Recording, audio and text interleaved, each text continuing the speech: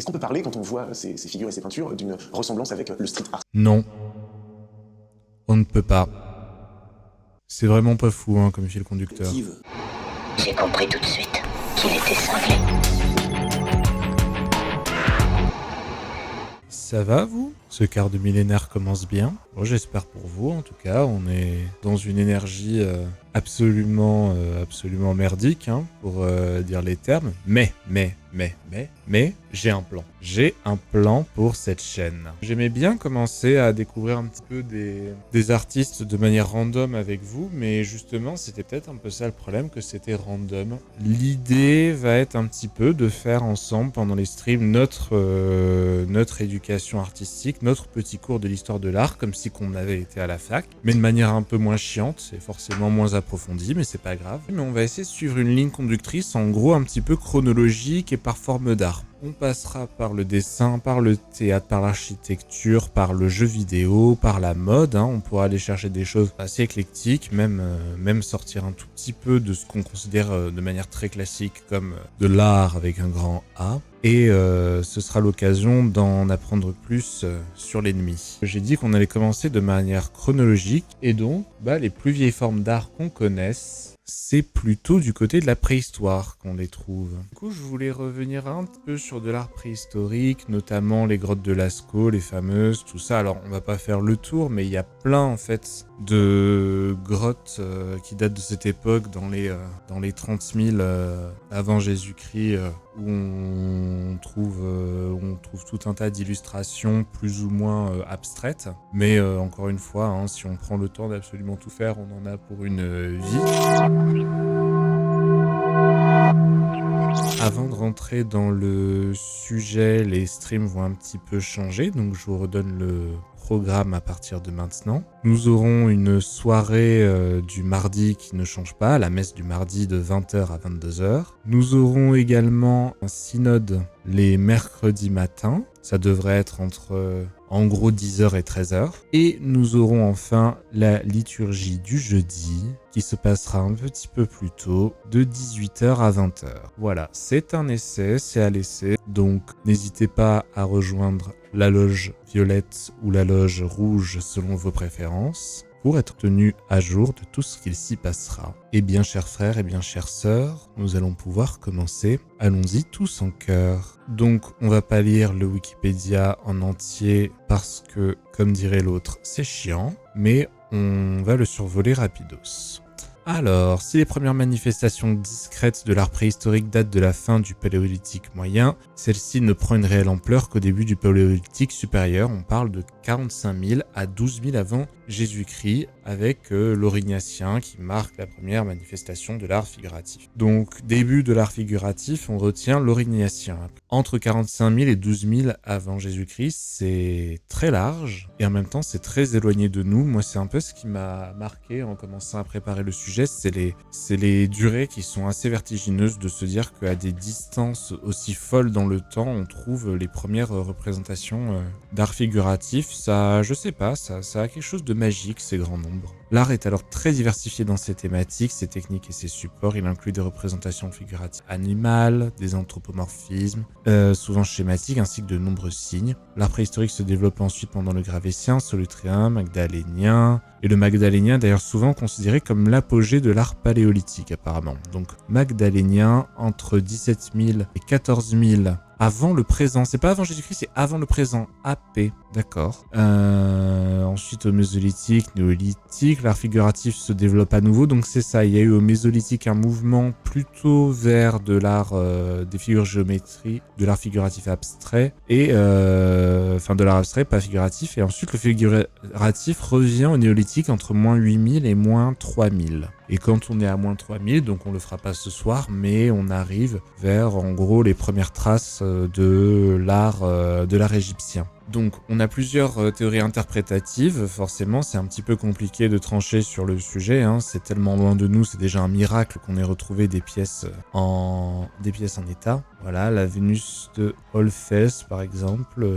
Ah, je pensais qu'on aurait la date, tant pis, je suis un peu déçu, j'aurais bien aimé là. C'est la première manifestation attestée d'art figuratif. Eh ben dis donc, il s'ennuyait pas, hein. Alors on saura peut-être en passant par ici de quand elle date, mais on va pas rester là sans s'étendre. Donc rapidement sur les différentes formes d'interprétation. L'art pour l'art, selon l'école matérialiste, l'homme préhistorique qui manifeste un pur plaisir de dessiner, peindre, a des préoccupations artistiques, ses théories, gna gna gna gna gna. Ok, l'art pour l'art, ça marche. L'art comme recours au totémisme, évoqué par Max Raphaël, Deschelette et l'abbé Breuil, qui insère cet art dans la reconnaissance plus vaste des pratiques religieuses. D'accord, donc l'art totémique. L'art comme rituel de la chasse magique, hypothèse développée en 1914 par Salomon Reinach, qui imagine que les représentations d'animaux de scènes de chasse donnent aux hommes préhistoriques le pouvoir magique de possession et de domination sur la bête et qui assure une chasse fructueuse. D'accord, donc un rituel de chasse. Cette théorie ne fonctionne pas pour les représentations d'animaux ou d'éléments qui n'ont aucun rapport avec la chasse alimentaire. En outre, les animaux le plus souvent chassés d'après les ossements retrouvés ne sont pas les animaux les plus représentés. Donc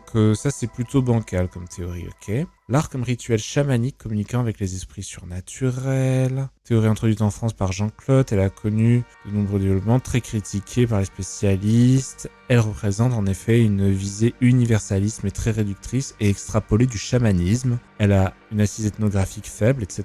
etc.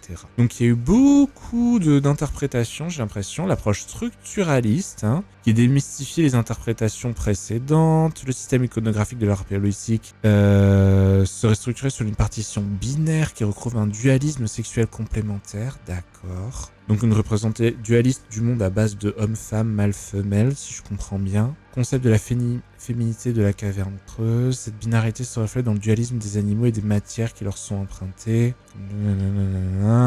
Interprétant le couplage des animaux comme des signes le symbole d'alliance matrimoniale, la symbolisme sexuel et la grille d'interprétation psychanalytique, tel lieu de référence ultime, mais si précisé et argumenté soit-elle, cette approche peut sembler une fois encore la projection de notre mythologie sur la mythologie du passé. Et donc c'est ça qui est extrêmement compliqué dans le fait d'interpréter des œuvres d'art aussi éloignées de nous. C'est le risque en fait de calquer en permanence nos propres visions du monde dessus. Et donc à l'époque où on fait ces découvertes et où la psychanalyse est très en vogue, eh bien on plaque des interprétations psychanalytiques sur des créations qui en sont totalement éloignées. L'art reçu comme une proto-écriture ou une ébauche de calcul avec les doigts. Et enfin, l'art paléolithique non considéré comme de l'art, c'est assez intéressant. C'est une conception utilitariste des préhistoriens anglo-saxons qui suppose que les hommes préhistoriques ont des préoccupations non esthétiques mais fonctionnelles et insistent sur le rôle social des œuvres d'art pariétal perçues comme des expressions symboliques, de rites de formation, d'initiation, de fécondité, etc. La multiplicité de ces rôles et les interprétations spéculatives qui en découlent expliquent pourquoi, selon l'archéologue Paul Bann, un nombre croissant de chercheurs ont décidé d'abandonner la vaine quête des significations des œuvres d'art. Et on en arrive un petit peu au cœur du sujet. Vouloir interpréter les œuvres qui ont 30 000 ans, c'est vouloir interpréter sans contexte. Et c'est quasiment impossible. Voilà, donc globalement toute tentative d'explication relative aux significations de l'art préhistorique et vos échecs. La diversité de l'art préhistorique, sa richesse, sa complexité des associations symboliques rendent son interprétation unique et globale périlleuse. Parfois, il ne s'adresse pas aux hommes, mais à la divinité, etc. Donc, en fait, il y a peut-être aussi autant d'œuvres préhistoriques que de raisons de créer ces œuvres. On va s'arrêter là pour cet article, mais ça permet une bonne entrée en matière sur le sujet et le sujet de l'art et de son interprétation en fait en général. C'est tellement éloigné de nous, il y a des œuvres d'il y a 45 000, 12 000, 30 000 ans, qu'on voit bien le problème d'essayer de comprendre, interpréter une œuvre sans le moindre contexte. On fait que calquer dessus ce qu'on a envie d'y voir, et en fait, c'est joli, ça nous fait briller le cul, mais au fond, c'est peut-être un peu de la flûte. Alors, on va passer rapidement sur l'historique des grottes de Chauvet et Lascaux. On va essayer de pas faire trop de lecture Wikipédia ce soir. Pareil, quand on faisait d'autres artistes, je me suis rendu compte de ça, qu'on passait un peu trop de temps à faire la lecture et que c'était à peu près aussi intéressant que de demander à ChatGPT de vous réciter l'alphabet. Donc on va faire vite, on va se taper juste l'intro. La grotte Chauvet, grotte ornée du Pont d'Arc, est une grotte ornée datant du Paléolithique, située sur le territoire de Vallon-Pont d'Arc, on s'en tape. Elle porte le nom d'un de ses inventeurs, Jean-Marie Chauvet. Elle fait partie de l'ensemble des grottes ornées du Paléolithique supérieur dans les gorges de l'Ardèche. Voilà, il y a 4-5 autres grottes du même genre dans le coin. Le site comporte un millier de peintures et de gravures, dont 447 représentations d'animaux et 14 espèces différentes. un millier de peintures. C'est un musée, quoi. C'est assez dingue. Plusieurs datations directes au carbone 14, et uranium, thorium sur les planches de cacité, des traces de thermoluminescence, des traces de feu sur les parois de datation cosmogénique au niveau du porche ont donné des résultats cohérents et indiquent que la grotte a connu 2 phases d'occupation. Ce qui explique qu'il y ait autant d'œuvres, en fait. Une première phase d'occupation à l'Aurignacien entre 37 000 et 33 500 avant le présent.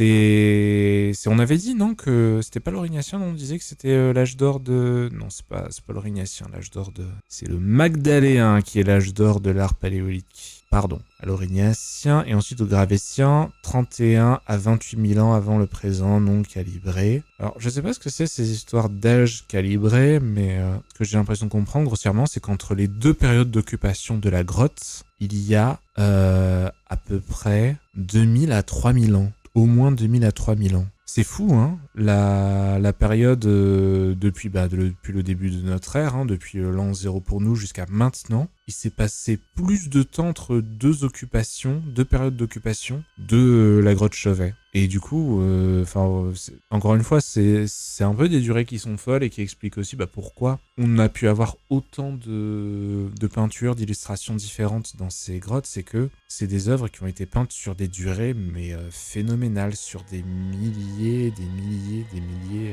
d'années. La diversité et la maîtrise des techniques, gravure, préparation des parois par raclage, dessin digité ou au fusain, etc. dont elle témoigne, ont profondément remis en cause l'idée d'un art préhistorique évoluant très lentement et de manière linéaire et ascendante. Et ouais, ça c'est un truc que j'aimerais comprendre quand on va essayer de se faire notre petite popote de l'histoire de l'art, c'est que on a une vision effectivement très linéaire de l'évolution des techniques illustratives, alors dans les arts illustratifs, mais dans tous les arts en fait. Mais ça correspond plutôt à des mouvements, à des va-et-vient pendant lesquels on a mis en avant telle ou telle technique pour des raisons souvent querelles. Un des bons exemples de ça, je crois, j'espère qu'on aura l'occasion d'en reparler, c'est la perspective, dont on dit souvent qu'elle a été découverte en peinture, en illustration autour du XIVe siècle. Elle a plutôt été redécouverte en fait à cette époque-là. Et il y avait des raisons culturelles pour lesquelles on n'utilisait pas ou très peu de perspectives avant ça, pour lesquelles on préférait en fait, je crois, une hiérarchisation symbolique des éléments dans l'image. Les plus gros étaient les plus importants, pour très simple. Mais oui, les grottes de Lascaux, de Chauvet, remettre en question, même à l'époque préhistorique, cette idée que on serait dans un truc dans un jeu de stratégie à la civilisation et que on apprend à faire des trucs au fur et à mesure que les techniques se développent. C'est un peu vrai dans le grand ordre des choses, mais quand on regarde dans le détail, notamment des techniques artistiques, ça se passe pas nécessairement dans cet ordre-là. On peut regarder rapidement quelques illustrations de la grotte de Chauvet, si vous voulez. Il y a une des plus connues, c'est celle-là. Je vais l'afficher. Ah, elle est petite. Je reviens sur la page Wikipédia, ça ne sera. Hop. Donc, illustration de la grotte de Chauvet. Et en fait, ce qui est fou là, c'est à la fois déjà la précision, notamment pour les chevaux du tracé, c'est très juste. Et aussi la qualité des textures. Alors, je sais pas si c'est la pierre derrière uniquement qui fait ça, mais on dirait qu'il y a vraiment une intention de tracer des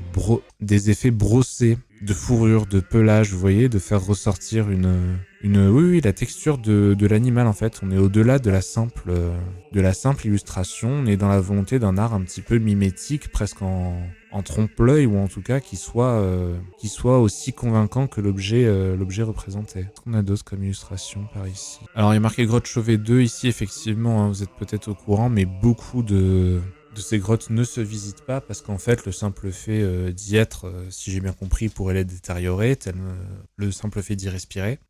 Donc on a fait des répliques à plus ou moins l'exact. Et beaucoup des photos qu'on voit, comme ici par exemple, viennent de ces répliques. Par contre, ça c'est exactement la même illustration qu'on vient de voir, mais juste avec plus de champs à gauche. Donc on voit un petit peu les autres bêtes représentées. Ah ouais, là c'est un peu différent.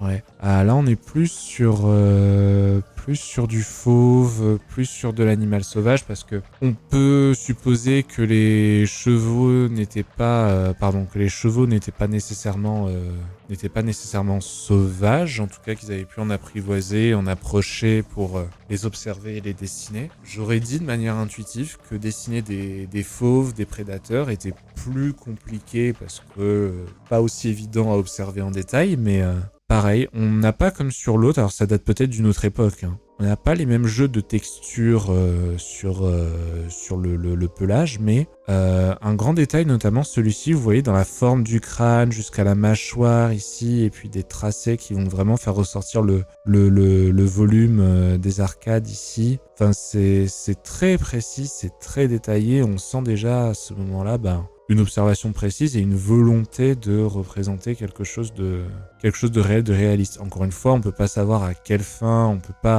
peut très difficilement interpréter le pourquoi, mais on est obligé de constater, une grande justesse du trait, de grandes capacités d'observation des illustrateurs. Ah là là, on va passer sur Lascaux rapidement. Pareil, hein, on va pas aller beaucoup plus loin que l'intro. Je vous ai spoilé, mais rapidement. Donc la grotte de Lascaux, située dans la commune de Montignac-Lascaux, dans le département de la Dordogne, vallée de la Vézère, une des plus importantes grottes ornées du Paléolithique supérieur, par le nombre et la qualité esthétique de ses peintures et gravures, principalement des représentations d'animaux, surnommée la chapelle Sixtine de l'art pariétal. Donc l'art pariétal, voilà, apparemment, dans le cadre de l'étude de l'art préhistorique, l'art pariétal est l'ensemble des œuvres d'art au sens large, sans appréciation esthétique, réalisées par l'homme sur les parois de grottes et abris sous roches. L'art pariétal, donc l'art produit par l'homme dans des grottes et des abris sous roches. Alors, c'est cool de connaître le terme, au moins on sait un petit peu de quoi on parle ce soir, d'art pariétal. Et moi j'ai une grande question, est-ce que les gens qui font des tags sur des rochers ou dans des tunnels, techniquement, on pourrait appeler ça de l'art pariétal? Je sais, hein, elle est débile ma question, mais au fond, elle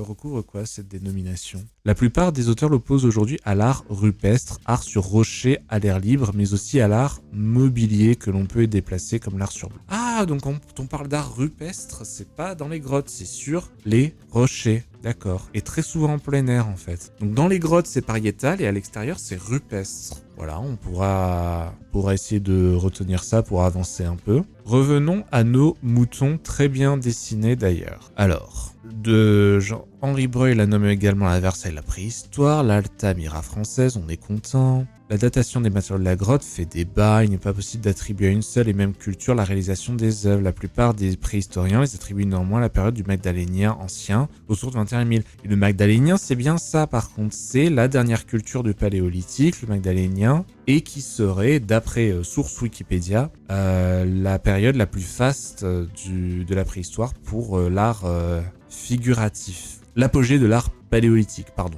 Non, c'est juste l'apogée de l'art paléolithique, ça n'a rien à voir avec l'art figuratif. C'est bien, hein, ça fait une demi-heure qu'on a commencé et je m'en mêle déjà les pinceaux, c'est fantastique. Géographie, comté géologique, donc dans le Périgord noir. On s'en fout. On va s'arrêter là pour Wikipédia.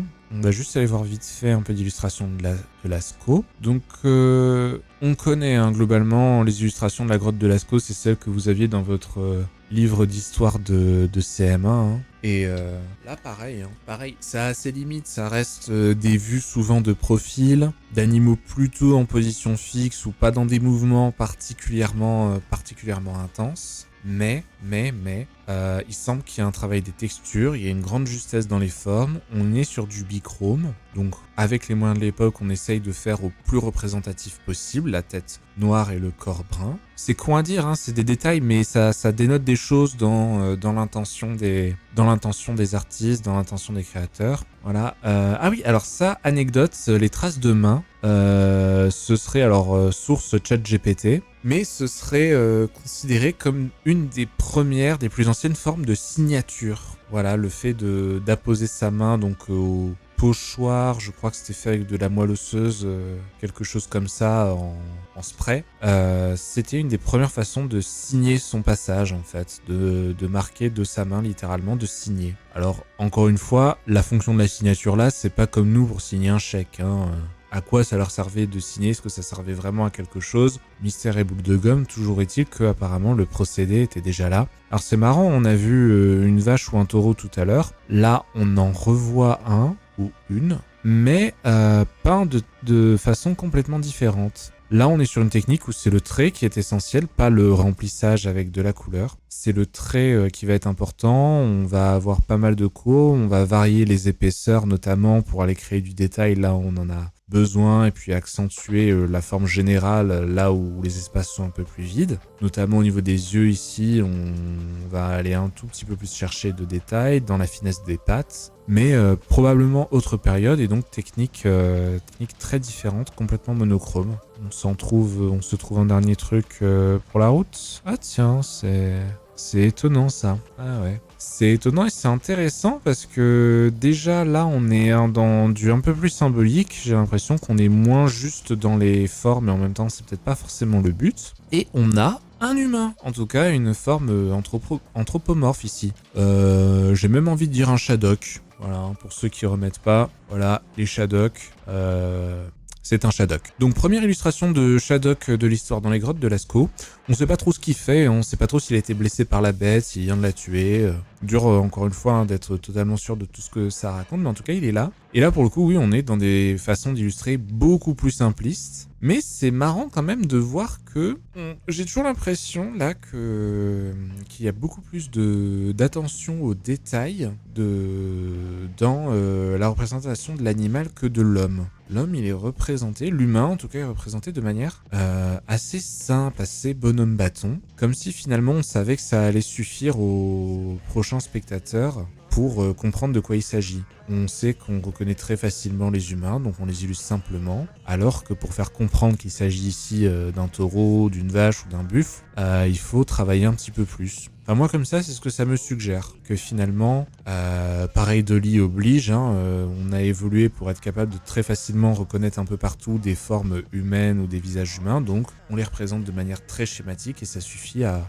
comprendre de quoi on parle. Alors, voilà pour cette mise en bouche. On va faire le tour de quelques vidéos sur le sujet. En fait, non. J'ai essayé de vous... que truc intéressant. On va couper la zik pour l'instant. Et on va commencer par l'histoire de la découverte de la grotte de Laszlo. C'est pas forcément quelque chose qui m'intéressait pour le sujet de ce soir, mais apparemment, une anecdote qui vaut le détour, quoi. Donc ça dure 2 minutes, on va quand même se la regarder. 4 garçons dans le vent, littéralement les Beatles... c'est vraiment un patrimoine qui... Littéralement les Beatles des hôtes de ces bois. Même eux, les inventeurs ou découvreurs, je sais pas comment on doit les appeler, n'allaient pas dans la vraie grotte. Elle est marrante cette appellation de Chapelle Sixtine, je mets un petit peu en pause, mais vous voyez tout à l'heure on parlait de à quel point on avait cherché à interpréter l'art préhistorique et à quel point en fait les historiens, ethnologues commençaient à se mettre d'accord sur le fait que finalement ça n'a pas de sens, ça ne peut pas aboutir comme démarche parce que on n'a tellement aucune information sur le contexte, on a tellement que des restes très parcellaires que c'est impossible en fait d'arriver à une interprétation valable et en fait on tombe un peu systématiquement dans le piège de calquer nos propres visions, notre propre culture sur ce qu'on voit pour essayer de lui donner un sens. Quand un abbé découvre la grotte de Lascaux, qu'il la baptise Chapelle Sixtine de la préhistoire, ça en dit long quand même, hein. Ça en dit long sur cette manie, sur cette tendance à calquer nos propres repères culturels. C'est pas un mal en soi, hein, c'est naturel. Mais c'est extrêmement parlant et ça marque au fer rouge la difficulté à interpréter de l'art, un contenu culturel en dehors de son contexte. À jamais associé à Lascaux. C'est vrai que eux, par contre, le scénario du chien qui fait une fouille, qui trouve une espèce de trou, genre gros terrier de lapin dans la forêt, et les 4 bonhommes là, tout fiers d'eux, qui se disent bah tiens, si on y descendait dans le trou, qu'est-ce qui pourrait mal se passer ? Et qui ressortent de là avec la découverte du siècle. Elle est pas mal celle-là. Je vais quand même noter le nom de la peintre Monique Pétral. On verra si on se trouve peut-être pour finir tout à l'heure un petit sujet sur elle. Monique Pétral. Non, c'est pas... Ah, j'ai mis 2 L. On verra un peu ce qu'on peut découvrir sur elle parce que c'est elle qui a commencé à créer les facsimilés que l'on peut visiter aujourd'hui. Alors oui, ça c'est marrant. Toujours dans la même veine que ce qu'on s'est dit au début, dans la catégorie impossible d'interpréter l'art préhistorique, il y a des théories plus ou moins fumeuses qui tourneraient autour de Lascaux et François Région, ayant probablement besoin d'occuper du temps d'antenne, s'est dit que ce serait une bonne idée de les relayer à heure de grande écoute. Vous voulez me rejoindre? Bon, c'est un peu la visite de Lascaux pour complotistes, quoi. Mais en même temps, c'est très facile, effectivement, elle doit être sympa, ça, la visite qu'il fait, elle doit être fascinante, mais quelque part, c'est un petit peu du vent aussi, parce que, bah, comme il dit, on n'a aucune trace qui atteste de la véracité ou non de telle ou telle théorie, donc... on peut tous se pointer demain matin à Lascaux, au facsimilé de Lascaux, faire des observations et en tirer une théorie bien à nous, plus ou moins fumeuse et irréfutable, quoi. C'est pourquoi pas, hein. Et je pose ça ici parce que en fait, Lascaux c'est tellement loin de nous dans le temps que c'est criant à quel point la démarche de l'interpréter comme ils le font là, elle est un peu absurde, ou en tout cas, elle est pas très très très sérieuse. Mais le truc, c'est que on a les mêmes problèmes, spoiler, avec des œuvres un peu plus récentes. Et je pense que c'est un sujet dont on aura l'occasion de reparler un de ces quatre. Alors, en découvrant cette vidéo, j'ai été un peu hypé, puis immédiatement déçu, parce que non, on ne va pas voir Stéphane Bern visiter les grottes de Lascaux, et j'en suis désolé. Enfin, ça dépend, hein. Si on arrive à trouver la preuve par A plus B qu'il y a eu un mariage princier dans une grotte, peut-être qu'il s'y pointera, mais d'ici là, il ne l'a pas fait. Il va simplement introduire le sujet, donc là, sujet un petit peu plus loin, un quart d'heure. Je sais pas si on va le regarder en entier, mais on va rentrer un peu plus dans le détail.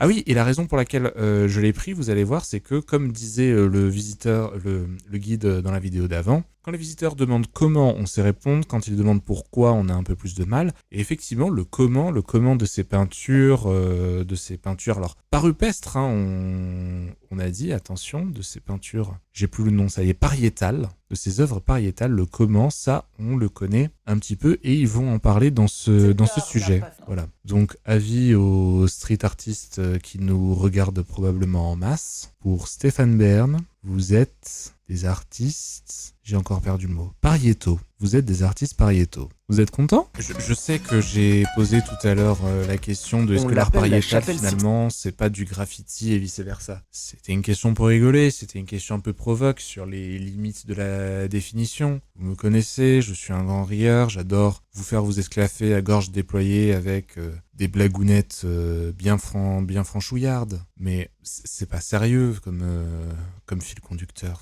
Ils sont sur un GR. Regardez l'arbre épin, ils sont sur un GR. Archéologues amateurs. Mais alors, dans la vraie grotte, dans la salle des taureaux, il y a vraiment une salle des taureaux où il y a autant d'illustrations de taureaux réunies, ou c'est parce que ils ont voulu faire un truc un peu thématique dans la reconstitution qu'ils l'ont fait comme ça ? Est-ce qu'on peut parler, quand on voit ces figures et ces peintures, d'une ressemblance avec le street art? Non. On ne peut pas. C'est vraiment pas fou, hein, comme fil conducteur. Alors, il nous fatigue à poser ces questions complètement niaises devant une pelleteuse tracteuse, mais quelque part, c'est vrai que c'est incroyablement frustrant d'avoir cette espèce de musée naturel dans lequel on est condamné à ne rien comprendre aux œuvres. Imaginez passer des heures à visiter un musée dont les œuvres ont 30 000 ans, et donc, quoi que vous fassiez, vous ne les comprendrez jamais. C'est vertigineux dans un sens, mais c'est incroyablement frustrant. Place à Lascaux 4, le dernier né des Lascaux. C'est le bébé Lascaux. 57. Vous êtes plutôt team bébé Yoda ou team bébé Lascaux ? La première étape, et c'est ça qui est dingue, hein, ils font du décor de cinéma. L'autre fois, on regardait l'histoire de Weta Studio. Là, on est en plein dans ce délire. La première étape pour reconstituer les grottes de Lascaux, enfin, les peintures pariétales, c'est bon, je l'ai retenu, pariétales. La première étape pour reconstituer des peintures pariétales, c'est de reconstituer le support, la grotte elle-même. Waouh! Non mais il faut qu'on organise un dîner en tête-à-tête entre ce type et Richard Taylor, ça va être incroyable. Ces gens ont des choses à se dire, moi je suis désolé. Un outil qui permet d'en déposer.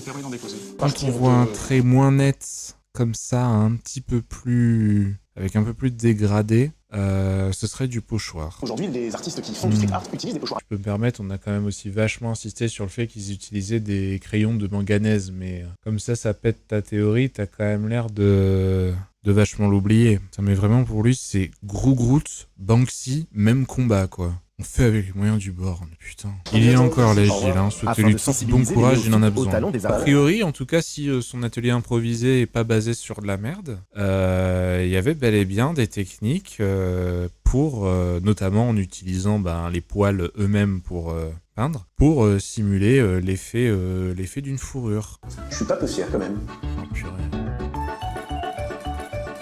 bravo Tony. Oh Non, là et puis alors là, là c'est vraiment en Tony, visite bientôt privée les NFT. à Hein. Lascaux que Est-ce qu'on va avoir Steph il y a un vrai qui lien. peint? Ce que Pourquoi disent vous très bien insistez vos avec ça? interlocuteurs dans le Non. sujet, le support Oh, qui tu est nous notre enquiquines, environnement. Stéphane. C'est con à dire, hein, mais qui est du street art, il faut qu'il y ait une street. Je veux dire, je comprends hein, qu'on fasse des espèces de fils conducteurs pour des sujets un peu grand public, mais à force de vouloir vulgariser et survulgariser avec des métaphores un peu claquées au sol comme ça, on perd les gens plus qu'autre chose. Hein. Moi, je pense que là, dans le quart d'heure qui est passé, on s'est peut-être un peu tous désinformés collectivement. Non, on a appris des trucs, mais le coup du street art, vraiment, par pitié, oubliez ça, quoi. Ah oui, petit sujet rapide. Donc, on l'a vu, hein, les grottes de Lascaux sont fermées. On peut visiter que des reproductions parce qu'elles se dégradent dans le temps et qu'elles avaient besoin d'être protégées du grand public. Mais bonne nouvelle, apparemment, la grotte de Lascaux va mieux. Nickel. Alors, c'est une très bonne nouvelle hein, que Lascaux soit sauvée, mais question à la con. La grotte, on l'a explorée de fond en comble. On y a fait des milliers de photos, notamment pour pouvoir en faire des reproductions et des études. Et de ce que je comprends, une grande partie, en tout cas des recherches qui s'y font encore, sont des recherches sur sa détérioration et sur les moyens de la préserver, alors que personne ne pourra plus ou moins aller la visiter à partir de maintenant pour sa préservation. Question, pourquoi on s'emmerde à la préserver ? C'est, encore une fois, hein, c'est plus une question rhétorique à la con qu'autre chose, mais c'est classé patrimoine mondial à l'UNESCO et tout, mais c'est quand même intéressant et un peu paradoxal cette volonté de préserver absolument des œuvres d'art que personne ne verra, alors qu'on a d'autres moyens, mille et un autres moyens de les voir qui sont assez fidèles à l'original, et quand bien même ce serait pas fidèle à l'original, de toute façon on ne peut pas y aller, donc on ne pourra pas vérifier. Je sais pas si c'est clair ce que je dis, mais il y a un truc fascinant dans ce côté. Pour que ces œuvres puissent continuer à exister, il ne faut pas qu'on puisse les regarder. C'est marrant. Après, probablement qu'il y a encore des études qui se font sur les créations artistiques en elles-mêmes, qui justifient qu'on y aille pour autre chose que empêcher la détérioration. Mais ouais, je sais pas, il y a un truc marrant. Pourquoi on laisserait pas juste entre guillemets mourir ces grottes si de toute façon leur contenu on l'a, on sait où ça s'est passé, à peu près à quelle période on a daté, et que donc quand l'information qu'on pouvait récupérer sur place on l'a récupérée, et que de toute façon l'accès à l'œuvre originelle est interdit pour les préserver. En tout cas, les taches noires ont disparu, merci Ajax. On passe à la suite et on va essayer d'en savoir un petit peu plus sur Monique Pétrale, la peintre de Lascaux 2. On a que des vidéos un peu random ou alors des vidéos France 3 qui font 1 minute 30. Ah, la télé. On va regarder ça. Qu'est-ce que c'est ? Oh, ils ont mis la police d'écriture de Jurassic Park. Ils ont osé. J'adore. Ce qui est génial, mais 100% les enfants autour d'elle ont rien compris à cette histoire de photogrammétrie. C'est plus ou moins une espèce de moulage de la grotte. On revient au fameux problème des problèmes microclimatiques dont tu parlais. Dans le choix des matériaux de reproduction, c'est pas juste pour une fidélité